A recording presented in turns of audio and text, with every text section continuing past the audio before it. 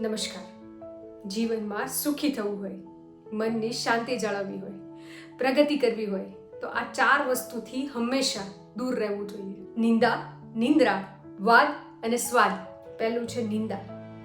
નિંદા એટલે કોઈની અનુપસ્થિતિમાં તેના છિદ્રો, એના દોષોની ચર્ચા કરવી.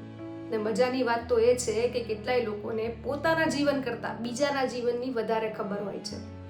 જ્યારે આપણે કોઈનું ખરાબ બોલવાની શરૂઆત કરીએ છીએ ને ત્યારે એ શરૂઆત આપણાથી થતી હોય છે.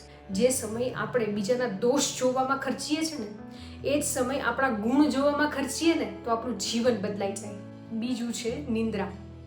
ઊંઘ જરૂરી છે પણ અતિશય ઊંઘ નુકસાનકારક છે. કેટલાક લોકોને એલાર્મ ફક્ત બંધ કરવા માટે સેટ કરેલું હોય. સપના જોવાથી સફળતા નથી મળતી, એની માટે જાગવું પડે છે. ત્રીજું છે વાદ. દરેક વાતમાં જીતવાનો પ્રયાસ ન કરો. કોઈ વ્યક્તિ બપોર હોય અને તમને એમ કહે કે અત્યારે રાત છે તો પછી એને સમજાવવાનો આગ્રહ ન રાખવો ને કહી દેવું કે હા ભાઈ રાત છે. કારણ કે કેટલી વાર વાદ જીતવામાં સંબંધો હારી જવાય છે. ચોથું છે સ્વાદ.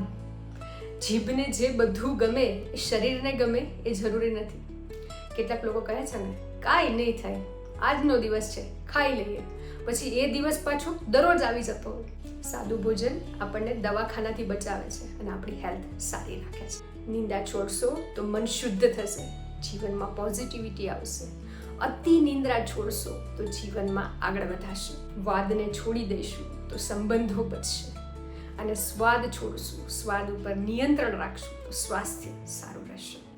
જીવનને હળવું, સુખી અને સફળ બનાવવા માટે આ 4 વાતો જો જીવનમાં ઉતારી લઈએ તો અડધી સમસ્યાઓ તો આપમેળે દૂર થઈ જાય.